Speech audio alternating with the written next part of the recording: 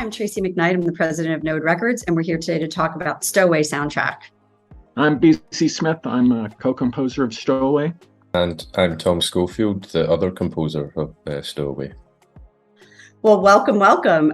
It's so nice to see both of you today.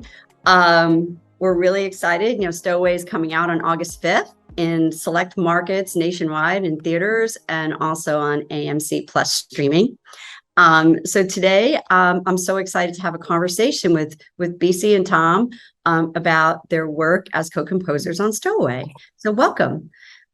So first of all, why don't we start out with, I was fortunate enough to have this project come to me. So I'm very excited that I was able to introduce the two of you to each other in order to bring this creative collaboration together.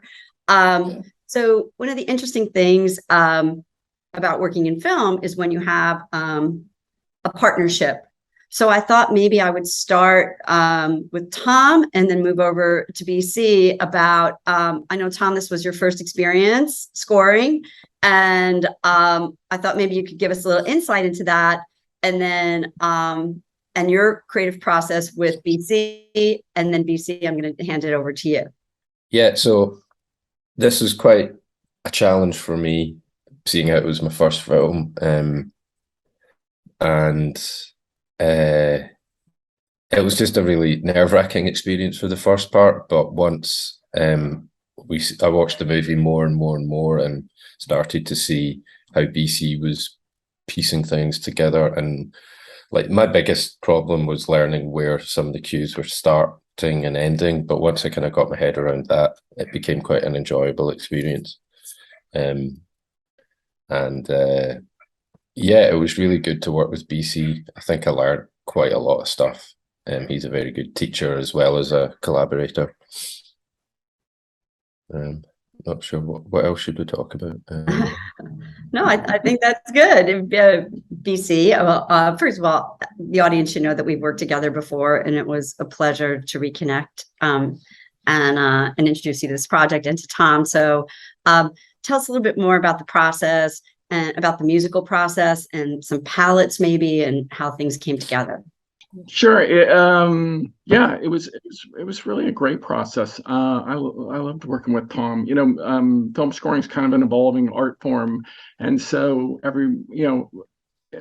it's fun to see the way that different pieces of music will work under a scene. And Tom brought his background to it, and I've kind of brought my background to it, and it was really fun to just kind of move the music around and see what was working, see what wasn't working. I think early on we kind of had one cue that was really where we first connected on it, where I think it was the Drive to Harbor cue, and they'd been approaching it with temp in a certain way, and we talked about it and decided to approach it a completely different way, kind of more as a mystery. And so I wrote a little palette for that, and some grooves, and sent that off to Tom, and he laid some stuff over the top of it. And that was really the first time that we kind of like had both of our music in the same scene. And it was really cool to kind of see that evolve in that way. And that was really fun too, because then we showed it to Declan, and he liked the cue so much that he went back, and he hadn't seen that scene in that way. So he went back and re-edited the scene to kind of go with the music even a little bit more. And I think that was kind of the point where we thought, this collaboration's going to work. And it was really fun to kind of move forward from there. Yeah, and it was the first time that I really started working in different time signatures. I think a lot of the earlier takes were quite 4/4, but then BC introduced me to thinking about different swings and different like 3/4 and stuff like that, and that really changes the mood and intention of the piece instead of going 4/4. But if you work in different time signatures, it really does change the music or the feeling of it so much. Well, a big part of this film is suspense and tension. And I thought maybe you could touch a little bit on that, like instrumentation wise, and how, when you was it electronics that was really pulling you in with your direction, or samples, or and then maybe Tom, a little bit of your artist background that maybe kind of played into that. But maybe BC, you can start that. Sure. You know, this was a really fun movie to score because it was this very claustrophobic setting on the boat. And then, Bella is afraid of water. And so she's kind of a prisoner on this boat also. So it's just kind of icy death around her.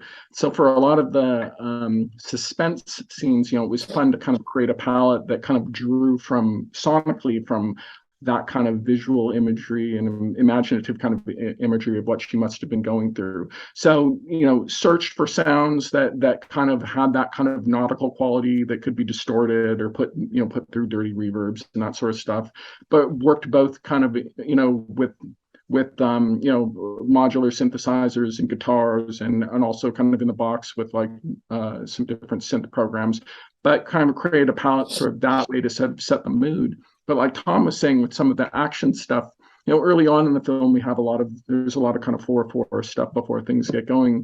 But it was fun once we got into the real action and that kind of cat and mouse bit. We did play with a lot of odd time signatures and a lot of a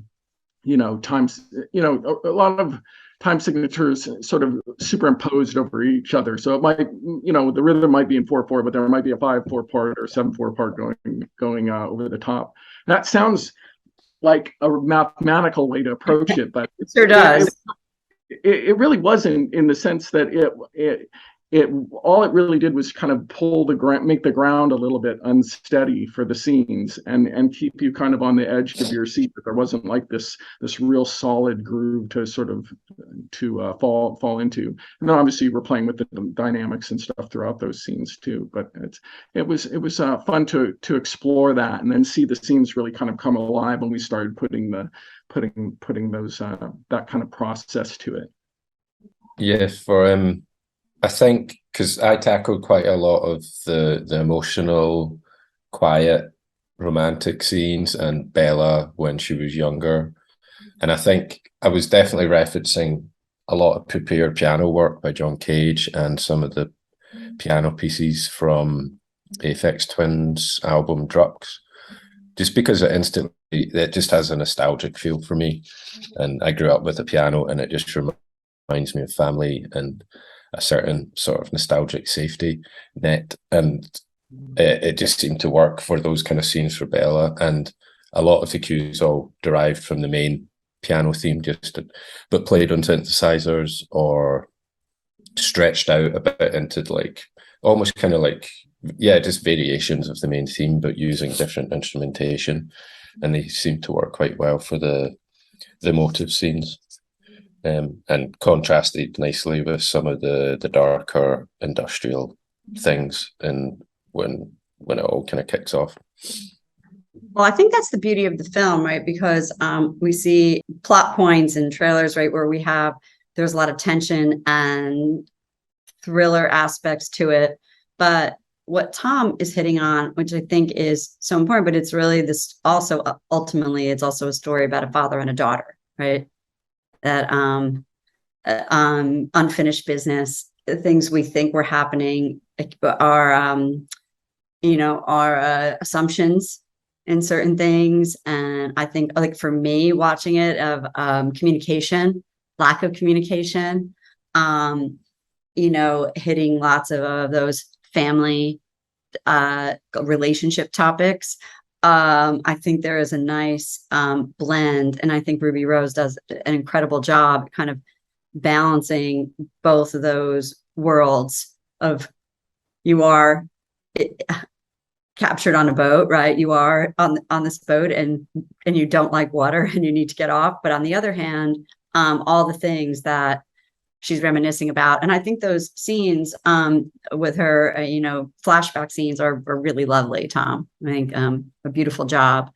And so we have a quote from Declan, which I thought I'd like to read to both of you. But he said, "Working with Tom and BC, the score really exceeded my expectations. Their work added new layers in the film in terms of character and plot that elevated things across the board." Well, Oh, that's awesome. Yeah, he was really great to work with. He was really, really a fun guy and really great to send cues to also because he, it worked for him or it didn't work, and he was very clear, kind of clear about that and concise with even his direction, about that. If he, he could hear something once and be like, that's absolutely it. And then that's what he would want. But then, there were times that he'd ask for more. And it was fun too, because he wouldn't always, he wouldn't go into the musical aspect of it. He'd go into the emotional aspect, the yeah, story. I need more in this point. I need to lift up even further. I need more tension. I need to really feel that, that Bella's going to die at this point. And it was fun having those conversations with him, and also to see, how and learn how far as a director he wanted to take things and push things musically. yeah. He was happy. I mean, it was good working with someone that was able to change his mind if something else was done that was different to what he originally envisioned. But yeah, he was just open-minded and open for new ideas, which made our life a bit easier. Especially, yeah, so like being able to recut scenes, or like just going when we were giving him stuff that might not necessarily have been inspired by the temp music, but we took a risk and would want to make something that we thought would work, and he was always quite open to new ideas. Yeah, he's a special talent coming from, obviously a very successful music video director, and it's been such a pleasure to be able to work on his directorial debut, which I'm sure you guys feel the same way. Yeah. I thought a little bit, I'd like to just kind of delve briefly into your backgrounds a little bit. And since they're diverse.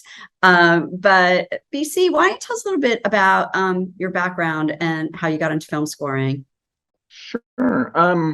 Yeah, I played in bands when I was a kid. Being a musician, ran in my family. But even while I was playing in bands, and I was playing bands, 7 nights a week when I was 14, 15 years old. But all I ever wanted to do was be a film composer and, tell stories with music. And so I eventually moved to Seattle, and, that was obviously a great music scene at that point. But I still what I really wanted to do was score films. And so, I pursued an education that kind of both in college and out of college, that where I just explored as much music as possible with as many people as I could. And then eventually started scoring commercials and kind of built up a business that way. And then I was working with Brian Burdan, who's the Natural Born Killers editor, on a commercial. And yeah, I just loved that film when it came out. It was so powerful. And he was like, "Hey, I'm cutting this movie, and they don't have a composer. Do you want me to introduce you?" And he did. And I got the film, and that film was a movie called Smoke Signals, and it went on to win the Audience Award at Sundance that year. And that kind of started everything for me with scoring films. It was really fun, and after that to kind of get thrown into the world of kind of indie film, and that kind of started everything for me. But for me, it's kind of all I've ever wanted to do. So it's been quite an interesting and lovely ride of just scoring like a lot of very diverse projects. Very cool. And Tom, so I'm going to throw the same question over to you, and maybe telling us a little bit about your recording artist life. And I thought maybe you could take the reins on that. Yeah. Well, as a recording artist, I record under the name Conks on Packs, and I think I'm on to like maybe album number 5 or 6. I can't remember. But I've released lots of a mixture of ambient and electronic work via Planet Mu, which is a UK-based label. But alongside that, I'm predominantly also a visual artist, a graphic designer, animator, and I work a lot with most of the interesting labels in the UK, such as Warp Records, Hyperdub, as well as Planet Mu. So I've made lots of album artwork for artists like One Tricks Point Never and Hudson Mohawk, people like that. and made live visuals, recorded. I'm working on a new audio-visual show at the moment because touring's starting to happen again, which is nice. I think I really missed not being on the road for the last couple of years, but a few more dates are coming up. And yeah, so this is my first score as well. And I think I actually made the decision at the very beginning of lockdown that I wanted to become a film composer because I had nothing else to do really at the time because there was no touring. So yeah, I think a bit of perseverance and luck. I landed this project with BC, and it's been a great first experience. Well, a nice shout out to Tim Hayes over at Wise Music, Yeah, Music UK, who was was able to really kind of introduce us, being part of the LA team over here for Wise Music LA. It was great. So I'm going to wrap on one last question for both of you. But I think one of the things about being in the arts is that we're influenced by lots of different things, as we were both just talking about. But if you could tell me, or do you have some artistic influences that impacted you in your creative journey?